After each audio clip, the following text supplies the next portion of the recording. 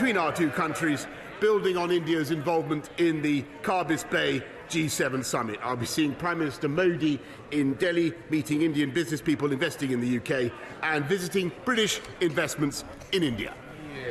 Dr. Neil Hudson. Thank you, Mr. Speaker. Challenges with rural transport remain some of the greatest obstacles facing people in Penrith and the border, and I was pleased last year to see, on top of the government's £3 billion national bus strategy helping areas like Cumbria, that Cumbria County Council received an additional £1.5 million to enhance provision as part of the Rural Mobility Fund. But I'm sure my right honourable friend can only imagine my disappointment this month when Cumbria was allocated no funding from the latest tranche of bus funding. Can the Prime Minister reassure my constituents that Cumbria can look forward to future funding schemes to improve our vital rural bus services?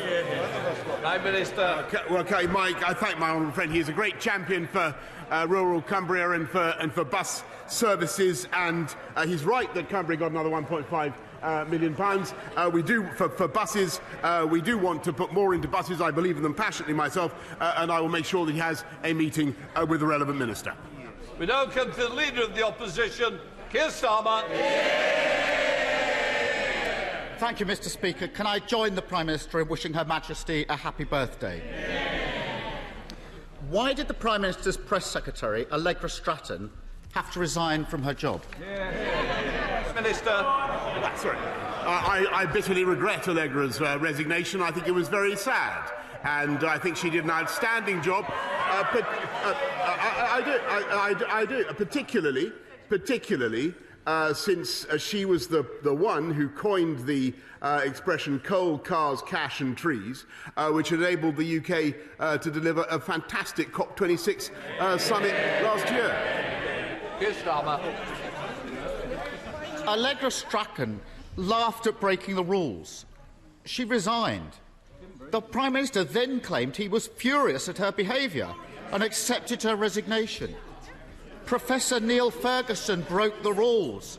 He also resigned. The Prime Minister said that was the right thing to do.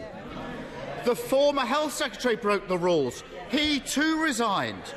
The Prime Minister tried to claim he sacked him. Why does the Prime Minister think everybody else's actions have consequences except his own?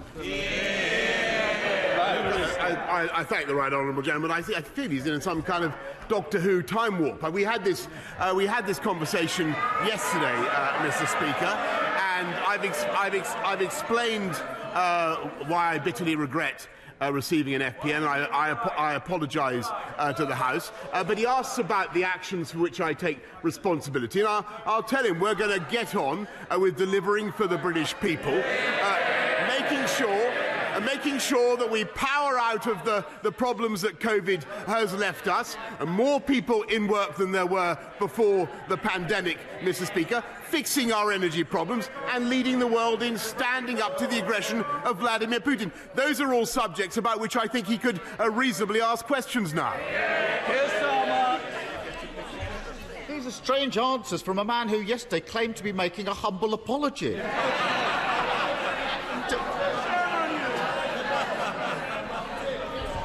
Does the Prime Minister actually accept that he broke the law? Yes, Mr. Speaker, I've been absolutely clear that I humbly accept what the police have said. I've paid the fixed penalty notice. And, Mr. Speaker, what I think the country and what I think the whole House would really rather do is get on with the things for which we were elected, deliver on our promises to the British people. And you could not have clearer evidence of the intellectual bankruptcy of Labour. They have no plans. They have no plans for energy. They have no plans for social care, and they have no plans, Mr. Speaker, to fix the economy. Prime Minister, sit down. I want to hear what you've got to say, but I can't hear when you're talking that way. I'm here in the chair. Please, if you can help me. No, I think we'll have had enough.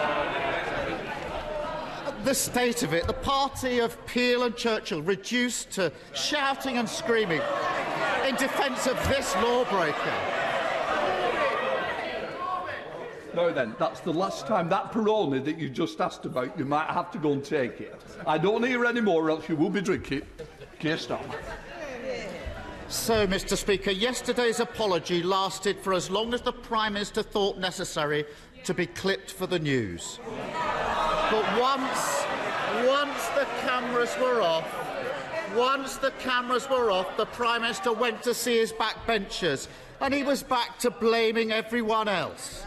He even said that the Archbishop of Canterbury had not been critical enough of Putin. In fact, the Archbishop called Putin's war an act of great evil, and the Church of England has led the way in providing refuge to those fleeing. Would the Prime Minister like to take this opportunity to apologise for slandering the Archbishop and the Church of England?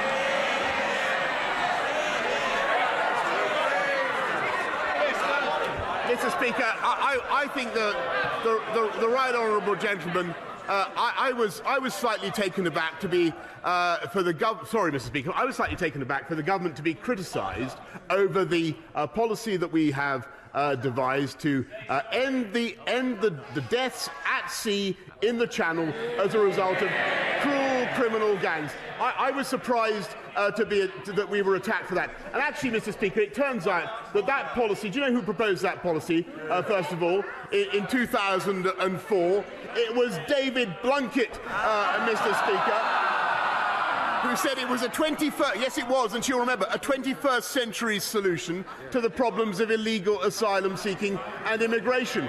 He should stick with, he's a Corbynister in a smart Islington suit. That's the truth. I think you'll find Mr. Corbyn doesn't have the whip. But I think that's a no then. Pathetic. He never takes responsibility for his words or action.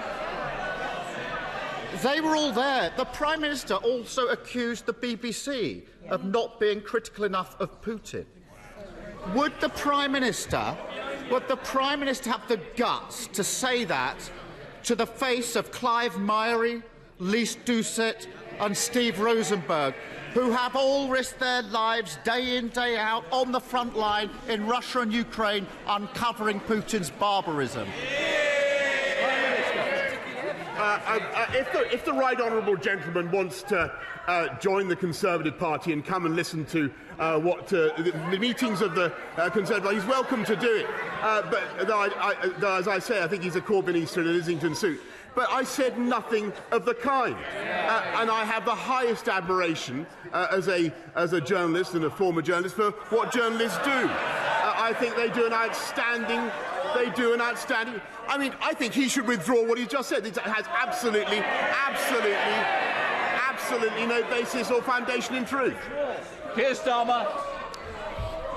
That's how he operates. A merely mouthed apology when the cameras roll. A vicious attack on those who tell the truth as soon as the cameras are off. Slander decent people in a private room.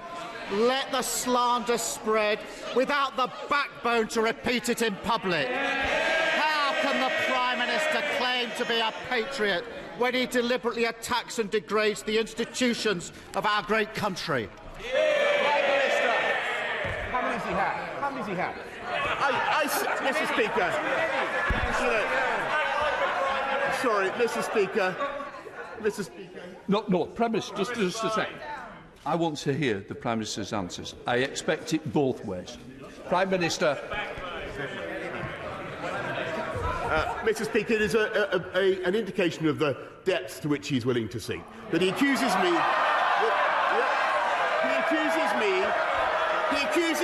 of producing journalists.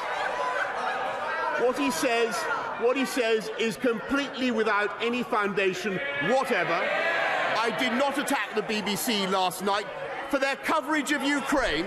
He must be out of his tiny mind, Mr. Speaker. He must be out of his tiny mind. I said no such thing, and there are people behind who will testify to that. He is completely wrong, Mr. Speaker. That is the limit. That is the limit of his willingness to ask sensible questions today. We are getting on. This government is getting on with the serious problems that require attention. Fixing our energy supply issues, and by the way, undoing the damage of the Labour government that didn't invest in nuclear power for 13 years. with a nuclear power station every year. Standing up to Putin, Mr. Speaker, when he would have elected a Putin apologist. That's what he wanted to do, and he campaigned to do that. Mr. Speaker, and fixing our economy with record numbers of people now in work, productivity back above what it was, more than 500,000 people back on the payroll than there were before the pandemic began, Mr. Speaker. That is as a result of the decisions, the tough calls this government has made. We get on with the job while they flip-flop around like beached flounders on the beach, Mr. Speaker.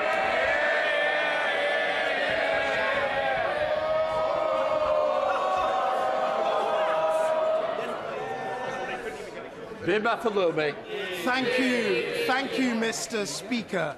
Founded in Hitchin by an inspirational man called Richard Lucas, the GoVox mental well-being platform was started in 2018 following the sad loss of some local young men to suicide.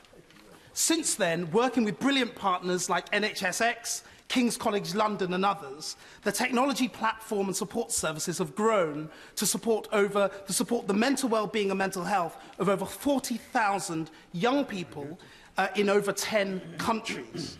Today, GoVox is launching its campaign to offer its services free to over 1,000 state secondary schools. Would the Prime Minister welcome this initiative, perhaps go to Hitchin and meet the people from GoVox? And secondly, could he set out what more we can do to help young people and young men with the problems of mental health and mental well-being? Prime Minister. Yeah. I thank him very much. I thank my honourable friend. I'm very pleased to hear about the work that GoVox is doing to support mental health and well-being, and we're putting more money into mental health care support, an extra $2.3 billion a year in the next financial year, which of course we can supply thanks to the decisions taken by this government, which actually that party opposed. We now come to the Leader of the SNP, Ian Blackford. Thank you, Mr. Speaker. Can I join the Prime Minister and Leader of the Opposition in wishing Her Majesty the Queen best wishes for her birthday tomorrow?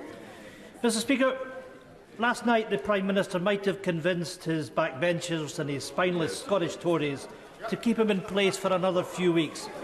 But the public aren't so easily fooled. 82% of people in Scotland said they believe the Prime Minister lied to this Parliament and to the public about his law-breaking COVID parties. Are they right? Or should they not believe their lying eyes? Prime Minister. I thank the right honourable gentleman. We had a long conversation about this yesterday. I understand the point of his question, but we are going to get on with the job of delivering for the people of the whole of the United Kingdom. Ian If Blackford. the Prime Minister wants to get on, he should be offering his resignation to the Queen before her birthday. Mr. Speaker, no government can be led by a Prime Minister who's in a constant state of crisis to save his own skin. And what's worse, the UK government is now led by a tag team of scandal, a Prime Minister who can't be trusted with the truth, and a Chancellor who can't be trusted with his taxes. Everyone knows that this Prime Minister is now on borrowed time until the Tory backbenchers count the cost of their council election defeat. But in the meantime, families are counting the cost of a Tory-made cost of living crisis every day. After yesterday's farce, isn't it finally the time for him to accept that neither his party or the public can afford to keep him around as Prime Minister for 1 minute longer? Prime Minister. Mr. Speaker, if that were true, then I don't think he'd be calling for my resignation. What we're going to do is get on with the job in hand, and that is deliver for the entire people of this country. And by the way, Mr. Speaker, he hasn't answered the point I made yesterday, which is I think is still incredible, that at a time when we need to stand up to aggression from Vladimir Putin, it is still the policy of the Scottish Nationalist Party to get rid of this country's unilateral defence. We have a closed question. Philip Holloway. For three, sir. I thank my honourable friend. He's an excellent champion for Kettering, and we're fully committed to the delivery of the new hospital for Kettering. The release of funding will be subject to the usual business case assessment process. Polybill. The redevelopment of Kettering General Hospital is the #1 local priority for residents in Kettering and across Northamptonshire. Would my right honourable friend be kind enough, please, to facilitate a meeting with the Health Secretary for the 3 members for Kettering, Wellingborough, Corby, together with the Hospital Chief Executive, so that we can trigger the start of the drawdown of the initial £46 million worth of funding? Prime Minister. Yes, Mr. Speaker, my right honourable friend, the Health Secretary, told me that he's met them before and he's happy to meet them again. Liz Saville-Roberts. Diolch yn fawr iawn, Yfarydd. Plaid Cymru have been calling for 15 years for a law to ban politicians from being willfully misleading. New polling by Compassion in Politics shows that 73% of people support such a law. Will the Prime Minister support a lying in politics bill? Mr. Speaker, it is well known that the rules of this House demand that we tell the truth in this House, and that's what we all try to do. Nick Fletcher. Thank you, Mr. Speaker. PMQs for a constituency MP like me is a wonderful opportunity to ask the Prime Minister for a new hospital for Doncaster, maybe. Or maybe for Doncaster to be the home of Great British Rail headquarters. Sadly, Mr. Speaker, there is a more pressing issue, and that is that men are dying so much younger than they should. So will the Prime Minister meet with me to discuss the merits of having a Minister for Men and the benefits of a men's health strategy?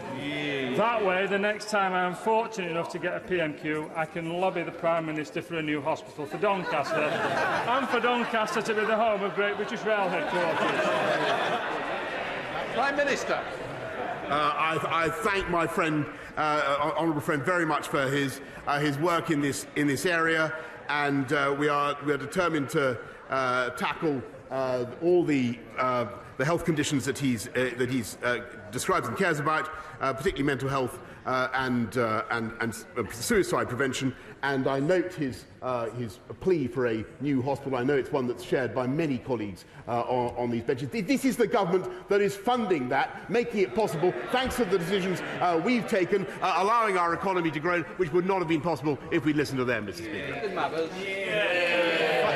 Thank you, Mr. Speaker. On this side, not only do we believe that lawbreakers can't be lawmakers, but also that tax raisers should be taxpayers. And when people in powerful positions pick and choose where they pay their taxes, that's an insult to everyone else who doesn't have that luxury. So can I ask the Prime Minister, how many members of his cabinet have ever been involved in a tax avoidance scheme? Prime Minister. Mr. Speaker, what we try to do in this government is cut taxes for the whole country, and I'm proud to say that what the Chancellor did in the recent spring statement by lifting the threshold for national insurance contributions was to have a tax cut for about £330 for most people in this country. That's a fantastic thing. Sarah Atherton. Mr. Speaker, if you live in North Wales and want to watch international sport, you have to travel 4 hours to Cardiff or Swansea. Shocking. The Wrexham Racecourse, with its historic cop stand, is home to Wembley-bound Wrexham Football Club. It's the oldest international stadium in the world and forms part of our Levelling Up Fund bid. Would the Prime Minister agree that round 2 of the Levelling Up Fund offers an excellent opportunity to level up access to sport? Well, there could be no better campaigner for Wrexham and for the interests of Wrexham sport. I will do what I can, Mr. Speaker, but she'll know that 121 million from the first round of the Levelling Up Fund was awarded to Wales, and I'm sure that Wrexham has every chance of success in the future. Christian Wakeford. Thank you, Mr. Speaker. The Prime Minister has been asked about sodium valproate scandal previously, but Sean Linton at the Sunday Times this weekend revealed that campaigners were blacklisted, including my constituent Emma Murphy, who is here in the gallery today. Advice from the Cumberledge report has been ignored, warnings are still not on medication as of a couple of weeks ago, and a redress scheme is still not forthcoming. Will the Prime Minister meet with me and campaigners like Emma to discuss what can be done to right this incredible wrong? Prime Prime Minister. I thank you very much for raising the point. I understand that we've had a review already of the issue, but I'll make sure that he has a proper meeting, or he and the campaigners that he mentions have a proper meeting with the relevant minister in the Health Department. Yeah. Robert Jenry. Thank you, Mr. Speaker. My constituent Aidan Aslin has served in the Ukrainian Armed Forces for 4 years. Last week, he was captured by the Russian army in Mariupol. Yesterday, a video emerged of my constituent handcuffed, physically injured, and being interviewed under duress for propaganda purposes. Would my right honourable friend agree with me that this is a flagrant breach of the Geneva Convention, that treating any prisoner of war in this manner is illegal, and that the interviewer, Graham Phillips, is in danger of prosecution for war crimes, and that any online platform, such as YouTube, which hosts propaganda videos of this kind, should take them down immediately? I thank my right honourable friend very much, and I think everybody will want to will urge the Russian state to treat his constituent humanely and compassionately, because in my view, although we do not encourage people, in fact we actively dissuade people from going to that theatre of conflict, I understand that he'd been serving in the Ukrainian forces for some time, and his situation was very different from that of a mercenary, Mr. Speaker. I hope that he is treated with care and compassion. I thoroughly echo the sentiments that my right honourable friend has expressed about those who broadcast propaganda messages. James Murray. Mr. Speaker, this Conservative government is raising taxes on working people in the middle of a cost of living crisis. So can I press the Prime Minister on whether he agrees that it would add insult to injury if his Chancellor or any other government ministers were to benefit from overseas tax havens in their personal tax affairs? Mr. Speaker.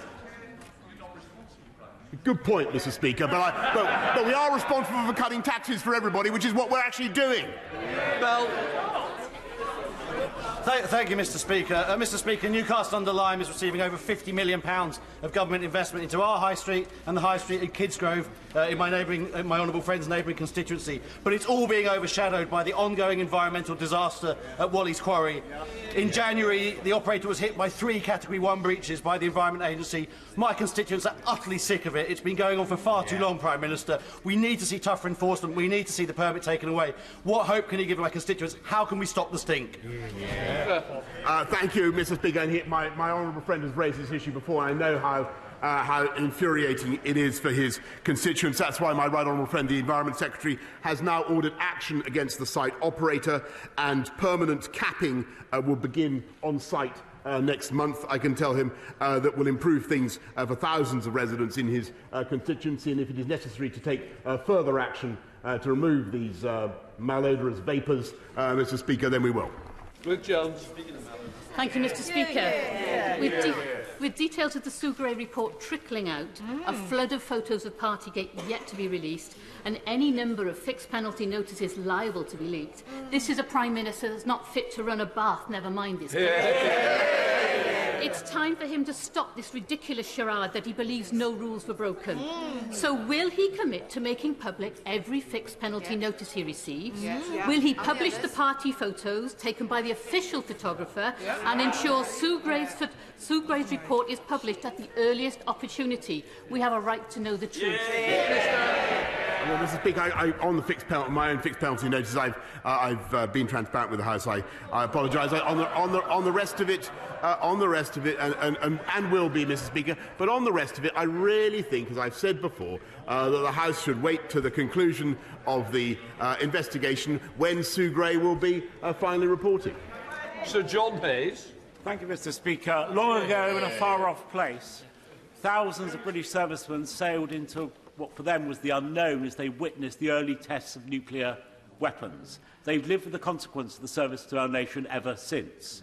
Following a PMQ from the Honourable Member for Salford, the Prime Minister has agreed to meet me and her and those veterans. But will he now assure the House that he will take personal charge of the decision on whether to grant the remaining servicemen while there are few left, the service medal they so richly deserve. Prime Minister. I thank him very much. I thank my right honourable friend very much. I thank him for campaigning on this issue, which I know attracts support across the House, and I certainly will take personal charge of the matter myself and make sure that they receive the recognition they deserve. Liz Twist. Mr. Speaker, my constituents across Bladen knew the rules and stuck to the rules. Nurses and teachers included. No after-work drinks for them. The Prime Minister set these rules. Night after night, he was on national TV to exhort us to stick to the rules for everyone's sake. Yet he continues to say that he doesn't think he broke any rules. My constituents are angry that while they stuck to the law, the Prime Minister broke it. Trust in his government is broken. So when will he go? Mr. Speaker, I understand the feelings of her constituents, and I continue to express my apologies for the FPN that I received. But what the government is going to do is get on with tackling the issues that face this country and delivering for the British people, and that is my priority. Robert Butlin. Thank you, Mr. Speaker. One of my constituents, like many others across our country, has been helping directly with the humanitarian effort in Ukraine and the region, and he received a most troubling message from a resident of the city of Kherson only days ago, and I quote from part of it. "There are no green corridors for evacuation. People are trying to flee the city at their own risk under fire. The Russians are living in our homes. They are plotting terror, robbing, harassing, kidnapping and killing our people, doing whatever they want." Mr. Speaker, what more can my right honourable friend and the international community do to ensure that Putin and those who do his bidding are brought to justice for their crimes? Prime Minister. Well, I think that my right honourable friend, is making an incredibly important point, because the savagery that the Russians are now unleashing on Ukraine clearly knows no limits and is clearly authorised from the very top. And she asked what more we can do. I think what we need to do is make it clear to serving officers now in the Russian forces that they will, if we can proceed with the international criminal prosecutions that we want to see, they will eventually face justice in the way that those who participated in massacres in Bosnia faced justice in the past. And I hope, Mr. Speaker, that will have a chilling effect on their current appalling conduct. Nick Smith.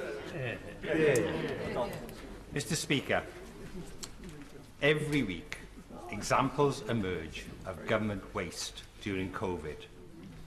And last year, the former Health Secretary told me that there'd be no profiteering and no cronyism. Does the Prime Minister still agree with him? Prime Minister. Mr. Speaker, I think that a lot of people made money, I'm sad to say, out of COVID in a way that perhaps they shouldn't have done. And we deplore that, and we are trying to recoup as much as we possibly can. But I would just remind him of the constant clamour from those benches and around the country for us to equip our country with PPE, with medicines as fast as possible. And that we did, Mr. Speaker. Russell. Thank you, Mr. Speaker. Would the Prime Minister join me in thanking the brilliant staff and volunteers at Watford General Hospital for their tireless work for our community over many years? And would he agree with me that we should get started as soon as possible on the ambitious plans put forward by West Herts Hospital Trust as part of the new hospital programme to transform healthcare across our whole community so staff and patients can access world-class health services in facilities fit for the 21st century? And, Mr. Speaker, if I may add, the ambitious plans are truly shovel-ready. I will gladly go and buy a shovel today to get started. Mr. Speaker, he is a fantastic champion for Watford, and he's been. I know that because I've been to see him several times. He's been campaigning on this issue to get a hospital in Watford ever since he was triumphantly elected, and he's going to be successful because there will be a new hospital scheme in his local area, and it's part of our plan to deliver 48 new hospitals in this country by 2030, Mr. Speaker. Sir Thompson. Thank you, Mr Speaker. The Prime Minister's fundamental political problem at the moment isn't about parties or fixed penalty notices or cake. It's about the lack of trust, integrity and credibility at the heart of government, which he himself now personifies. Mr Speaker, when is the Prime Minister going to realise that people don't want to hear any more glib, half-hearted non-apologies or hear him witter on about getting on with the job? They just want this Pinocchio Prime Minister to pack his bags and go. Mr Speaker, I think when are the Scottish people going to hear any... sorry, Mr Speaker, when are the Scottish people going to hear an ounce of sense from the Scottish Nationals? Prime Minister, we both can't stand up at the same time. I'm trying to be helpful. We've got to be more moderate and taunting language use. Pinocchio is not acceptable. I'm sure the member wishes to withdraw it quickly. Mr Speaker, I withdraw that, but he packs his bags and goes. Minister. It's not a withdrawal. Withdrawn it. Sorry, you've withdrawn it. You win it. Let's get on. Prime Minister, withdraw.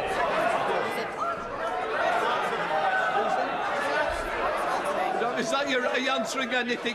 Sorry, I don't know what his question is, Mr. Speaker. He's withdrawn it, but the answer is that we're going to get on the job. Get on with it. It'll be nice to hear an ounce of sense from the Scottish Nationalist Party or some competent government. Rhys Villiers. The London Borough of Barnes is surrounded by Labour councils, all of which have higher council tax and have abandoned weekly bin collections. So will the Prime Minister urge everyone to come out on the 5th of May and vote Conservative in order to keep council tax lower than Labour and to protect our weekly bin collection?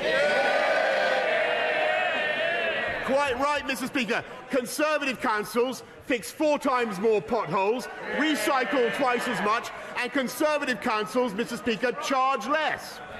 Tom Hopkins. Mr. Speaker, the Ministerial Code states that ministers have a duty to comply with the law and to protect the integrity of public life. The Prime Minister has broken the law and repeatedly shown contempt for the British public.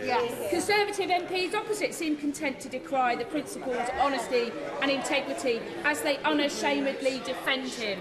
The public want him gone, we want him gone. When will he do the right thing and resign? Mr. Speaker, I know why they want me gone, because this government is going to get on.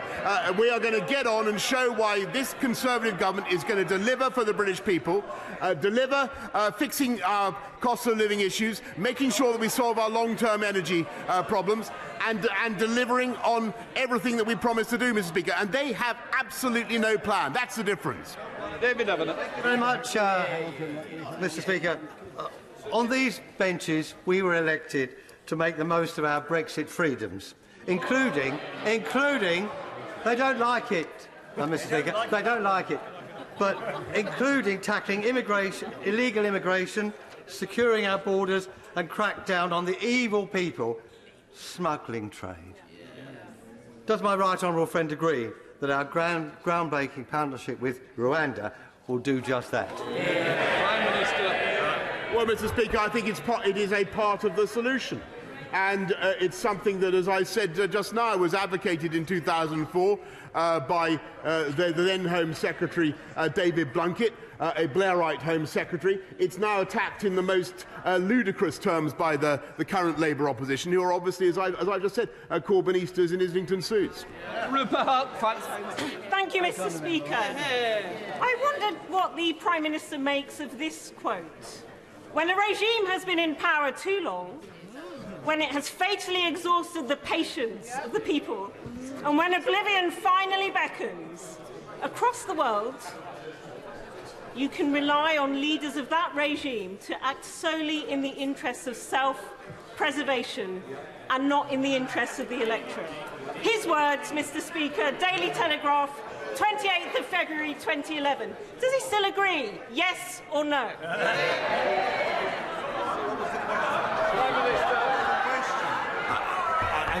Mr. Speaker, all I can say is that I'm delighted that she's a reader of the Daily Telegraph. I think what she needs to do is keep going to the end of the article. That's my advice to her.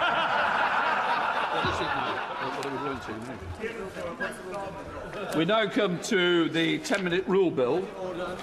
Barry Sherman points. Let's just let the room clear. Just.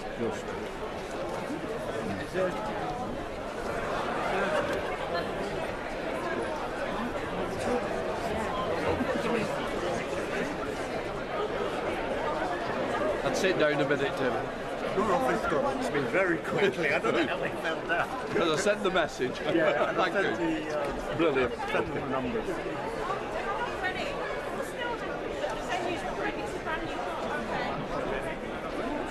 The antenna going up.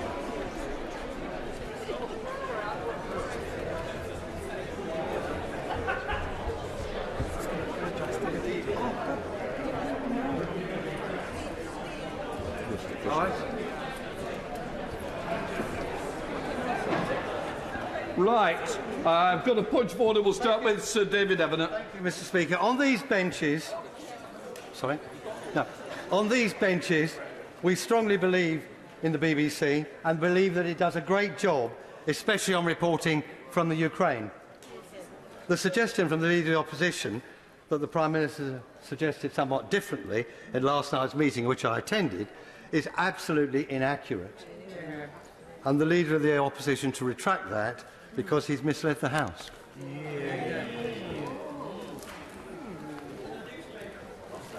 I wasn't there. It would be impossible to comment on something I didn't know. Yes, but I think it's more for my judgment, and I don't know. But I'll certainly look into the matter, and thank you. Point of order, Boris Johnson. Mr. Speaker, I know that all of us in this House are fair game to the media, and all of us enjoy many of the political commentators and sketch writers. But, Mr. Speaker, this morning's edition of The Times carried a Quentin Letts article which I believe was sexist, misogynistic,